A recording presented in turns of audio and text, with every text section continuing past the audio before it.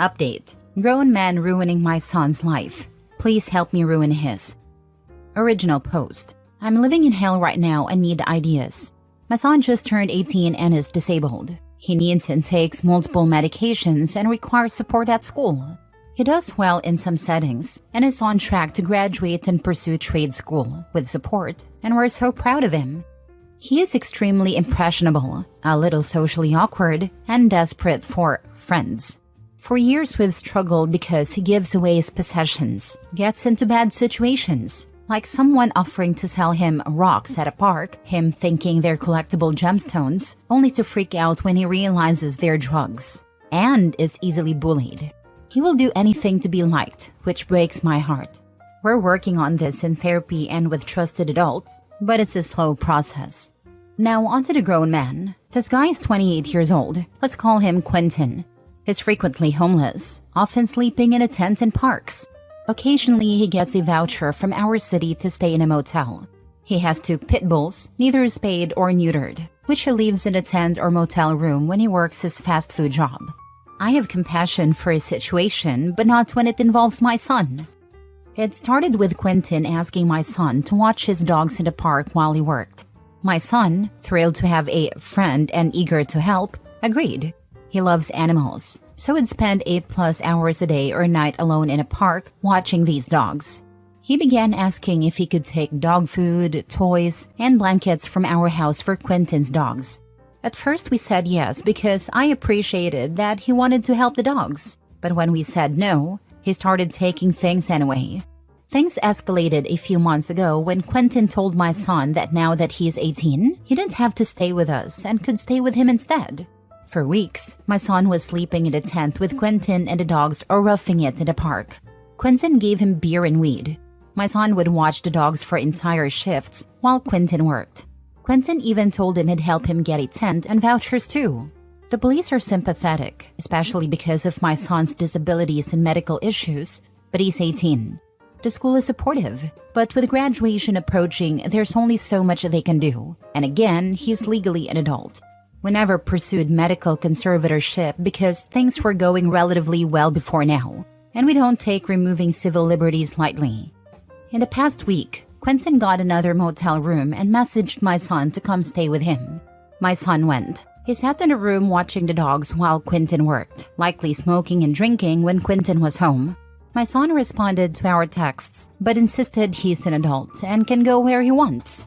During this time, he missed a week of medication, school, part of his part-time job, and an important medical appointment. Being Quentin's friend has taken priority. He feels good helping Quentin. It even said, "Quentin is like a brother to me. He's the best brother I've ever had." Quentin's own family has kicked him out. They are nearby but clearly done with him. No idea who watches the dogs when my son isn't available. Earlier this week, my son gave Quentin his bike, saying he needs it more than me. My son came home yesterday in a complete psychiatric crisis from being unmedicated and likely high and or drunk. His medical issues were also exacerbated. He was banging his head on a concrete floor, and when we called emergency services, he spit at the police, so they restrained him and put a spit hood on him. It was horrific and he was begging for help. We're unsure when he'll be stable enough to come home and may need a medical procedure. He was coherent today, crying and apologizing, but remains 100% certain Quentin is his friend. I feel terrible because at 18, it's normal for him to start building his own life and friendships. I look forward to that day. He does have other, more age-appropriate friends, but they have busier lives and responsibilities. They aren't available 24/7. Quentin is, and my son loves the feeling of being needed when his phone pings with a message from his friend. How can I make this man's life miserable, or at least make it too uncomfortable or risky for him to keep hanging with my son? Important note, I do not want to harm or stress the dogs. It's not their fault, and my son would never forgive me. Now for the top advice before reading the update. Intervene now, before Quentin gets your son on a path of using harder drugs. Because everything about this situation screams that's where the situation is headed. Intervention in a serious way should have been executed way before this. Even sending the boy to live with distant relatives and blocking Quentin's number on any phone. This is heartbreaking and no good can come of it. Sounds like you might need to pursue medical conservatorship, which I know you don't want to do, but it sounds like you definitely have grounds, and it's the lesser of two evils at this point. I don't see things ending up well without intervention. Thank you for this, and others who prompt me to reconsider conservatorship. I called a lawyer on Monday. I had already done research and collected that info, but had a lot of hope that once sheltered work started up and he had less free time, it might not be necessary. Pay someone to be your son's friend that's more of a caretaker? Honestly, this guy sounds at the very least like a scammer. Sometimes the only way people into deep in one scam is a second scam. It's sad, but there's literally a bot on r/scams for recovery scams. Basically, people promising to recover your loss for some fee. It's not great, but if you could afford someone to offer better friendship and then point out that his old friend is lame, it'll be like positive peer pressure. Maybe help the person could help them join appropriate opportunities for new friendship, then phase out. This is another great idea, and I appreciated the comments below it here in the thread. I have reached out to some young adults older than him that might serve as mentors or fitness coaches. Hang out with him, work out, play basketball. Build positive connections with people who don't wish him ill. Thank you for this. I have a few possibilities here in our area. Update. A few months ago, I came here asking for tips to help get a man named Quentin out of my son's life. I'm super grateful for all the ideas and the many kind words. As of today and for the last 3 months, my son is happy and healthy.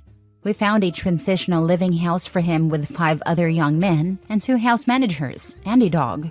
He's learning how to adult, cooking, cleaning, and preparing for a job. The program includes therapy, daily gym sessions, yoga, skateboarding. Truly a dream come true. The house is about 40 minutes away from where Quentin lives. My son now feels he has friends, a sense of purpose, and independence. He's busy and learning so much, and the program also includes job training. Before this happened, I followed as much of your advice as I could. I contacted the manager at Quentin's workplace and the motel he occasionally stays at. I told them Quentin was allowing a disabled teenager to stay with him and was giving him, and other teens, alcohol. The manager, a local small business owner, took my information seriously. I also went to the motel and pointed out the sign stating all guests must have ID, which my son does not. I reminded the manager of this policy and said I'd contact corporates if it wasn't being followed. I also started calling the non-emergency police line when Quentin was camping at a park after closing hours or leaving his dogs unsupervised during the day. The police would move him along. Someone gave me the brilliant advice to become Quentin's best friend and show up all the time. So I did. If Quentin wanted to see my son, he got to see me too. I showed up at the park, at his work, and near the motel. I even prepared flyers to distribute around the neighborhood, informing residents about the tent, the camping, and the unsupervised, unneutered pit bulls near the playground. Quentin became increasingly upset. He accused me of stalking him and said he was going to call the police. I politely encouraged him to do so, telling him I'd love to share more with the authorities about what he was doing with my son and other vulnerable young people. I told him, if you want to be in my son's life, I'll be in yours. It's up to you. I felt so bold after all your advice and encouragement. I was ready for the long haul. In the meantime, we found a lawyer and tapped into resources to find my son some job training, since he genuinely wants to feel grown up and helpful. Through a local agency, he worked for a few weeks at a drugstore, stocking, cleaning, and assisting customers. It kept him busy and gave him confidence, which slowly started pulling him away from Quentin. Eventually, Quentin either got sick of seeing me or became worried about losing his job. The motel he stayed at stopped letting him stay, forcing him to use another location much farther away. With a longer commute to work and more obstacles, he must have decided my son wasn't worth the trouble. He stopped contacting him altogether. Thank you so much for all your ideas. As his mom, I was so focused on fixing things from my son's perspective that I didn't know how to deal with Quentin effectively. Your advice was invaluable. A huge thank you from the mom of a happy, healthy, busy, and purposeful young adult son. Glad it worked out for you and your son. You did great and are a much better person than I am. I would not have handled it as well and would have done some bad things to keep him away. Great mother, and hope this progress continues for you and your son. Good for you. You made a difference where so many fail. My son needs the same program. Please share it with me so we can save him too. You remind me of my mom and the lengths she took to keep her kids happy and safe. She died 24 years ago now on September 29th, 2000. The trajectory of my life would have been vastly different if I had her in my life instead of her dying while I was young. I think anyone should be immensely proud to have you as their parent.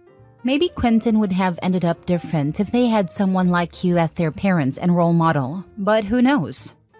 This comment has me crying. So kind of you, and thank you for the comparison to your mom. I'm so glad you had her.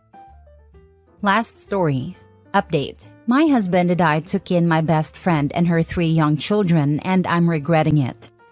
Original post. My 30 female best friend, 29 female, recently lost her husband, home, car, and all sources of income. Her husband suddenly passed away, and he was the only one working while she stayed at home with their 1-year-old twins and 4-year-old.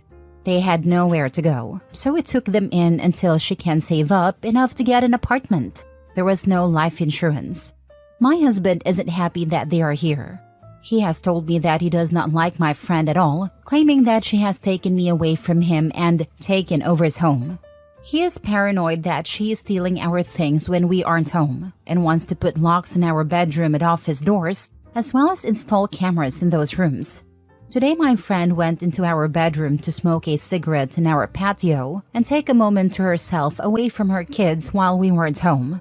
She called me to let me know she was going out on a patio, but my husband started freaking out when I told him. Now, he says he feels like he needs to get an apartment because he doesn't feel safe and feels like he no longer has a space in our home where they don't have access. It breaks my heart that he hates my friend so much when she hasn't done anything wrong. She's just going through one of the toughest times in her life. But I don't know if I'm being too trusting of my friend and inconsiderate of his feelings, or if he's being too paranoid. Now for the top advice before reading the update. I think there needs to be discussion of a timeline for when she is leaving. He agreed to take her in the short term. At least that is the impression I got reading this. So he needs to chill a bit about them living in his pace. That being said, suddenly having another woman he doesn't like and 3 kids in the house is understandably not awesome. I think the solution is to set a timeline for when she is leaving. Help her find a place as her friend, but stick to the timeline. And set some boundaries about what areas of the house she and her kids have access to and which are off limits. Just because someone is staying at your house doesn't mean they get to treat it like it's their house. The husband is right for not wanting Opie's friend in their bedroom, bathroom, and office. If she can't show immediate respect for that, she needs to be kicked to the curb. I'm sure she'll feel much more confined and restricted at a shelter. Your friend is taking advantage of you and she needs to go. How is she contributing? Is she keeping the house clean? Is she cooking some meals? Paying for some groceries or chipping in for utilities? Understandable that her situation is sad, but this isn't your or your husband's responsibility. You did a nice thing and she's taking it for granted. I guarantee this is going to put a strain on your marriage. It sounds like it has already. It's not your responsibility to take care of somebody else's family. I would tell her she has a set amount of time and stick to that. It might hurt your friendship, but you need to decide what's more important. Friendship versus marriage. She is not taking us for granted at all. She keeps the house clean, cleans up after herself and her children, has assistance for groceries and diapers, waiting to get approved for other assistance. This is the only problem we've had with her in the month she's been here. Her situation is heartbreaking, especially for her 3 children. If it was just her, we would have said no. My husband and I were on the same page with letting her stay. We agreed to 8 months, but I do agree that we need to set a specific move-out date. Maybe I'm a mean friend, but I'd never allow a friend to stay with my husband, our kids, and I. There's a boundary that you don't cross. Why didn't she have any single friends to help her? Because every person she went to said no to helping them, just like everyone else on this Reddit post said they do. My husband and I could not in good conscience let our babies be homeless. Now 40 updates a month later. This update is a few weeks overdue, but a lot has happened. It's hard to fit every single detail of a situation into one post, especially while trying to respect my friend's privacy during such a rough time. However, I took a lot of your advice. I apologized to my husband and asked him what boundaries he needed and what changes were necessary for him to feel more comfortable. We had this conversation before my friend moved in, but things turned out so differently than expected. I realized I was putting my friend before my husband, and it was a harsh wake-up call. My husband wasn't thinking about leaving me, but he was definitely unhappy. I'm glad we had this talk because being on the same page has made us both a lot happier. We sat down and talked to my friend, and it went great. She apologized for going into our bedroom when we weren't home, admitted it was unacceptable, and promised it would never happen again. I told her the bedroom and study were off limits, no exceptions. I also made it clear that her children needed to keep their toys in the playroom we set up for them and not spread them all over the house. She completely agreed to all of this. We changed the locks on the bedroom and study doors, added cameras, and installed a safe for valuables. Most importantly, we told her she needed to find a job and arrange daycare for her children as soon as possible, with a hard deadline of April 1st. She took the whole conversation really well and admitted that she needed this push to move forward and build a life for herself and her kids. 5 days later, she got a job and found daycare for her children. The energy in the house has completely shifted. My husband and I are spending more time alone together in our home, and all of our boundaries have been respected. To everyone who said they'd never take in a friend and her 3 kids, that's exactly why she had nowhere else to go. Everyone else said no. It's been rough on all of us, but my husband and I are now confident in our decision to help her, especially now that we both feel heard and respected. My husband has also worked on his anger toward my friend and feels more at ease interacting with her and coexisting in the same space. It helps that he sees she's taking our rules and deadlines seriously and acting accordingly. Reddit obliterated me, and while I don't agree with kicking her out, I appreciate the brutal honesty that helped me realize I wasn't backing my husband the way I vowed to. When I was young, my parents took in my dad's coworker whose husband had left her. Initially, she could stay as long as she needed, but eventually they did the same thing and said they needed to see her working towards getting back to being independent. She was in the Air Force with my dad at a time, so she had good options. Still a lifelong friend. Love this successful story, even though it wasn't all great all the time. Makes me hopeful that our friendship will continue for another 10 years after this. Thank you for sharing. I think you handled this great, and wow, so wonderful you can help your friend and the 3 kids. It takes one person to make a difference in someone's life. If my extra room can make a huge impact on their lives, then absolutely let them use it. But boy, have boundaries and house rules made things so much tolerable, lol.